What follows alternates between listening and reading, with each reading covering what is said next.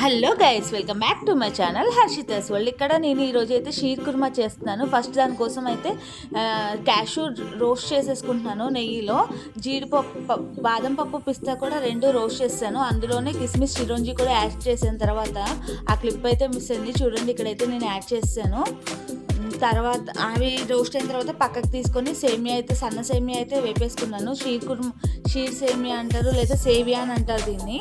ఆ సేవియా ఈలోగా పాలు ఇంకో పొయ్యి మీద మరుగుతున్నాయి. అవి పాలు మరిగిన తర్వాత సేమియా ఉన్న ప్యాన్లోకి అయితే పాలు పోసేసుకున్నాను. అందుకే మీకు కొంచెం సేమియా ఆ షేడ్లోకి వచ్చింది. అందులోనే కొంచెం కండెన్స్డ్ మిల్క్ అయితే యాడ్ చేసుకున్నాను నేను స్వీట్నెస్ కోసం. ఇంకా షుగరు ఏం వేయలేదు నేను, షుగర్ కానీ బెల్లం కానీ. కండెన్స్డ్ మిల్క్ వేయడం వల్ల టేస్ట్ మాత్రం చాలా బాగుంటుంది. మామూలు షుగర్ కానీ బెల్లం కానీ వేసిన టేస్ట్ కన్నా కండెన్స్డ్ మిల్క్ టేస్ట్ అయితే చాలా బాగుంటుంది. ఇంకా నేను రోస్ట్ చేసుకున్న డ్రై ఫ్రూట్స్ అయితే సేమియాలో వేసేసుకొని ఒకసారి కలిపేసాను. ఇంకా నేను తర్వాత సర్వింగ్ బౌల్లోకి తీసేసుకున్నాను.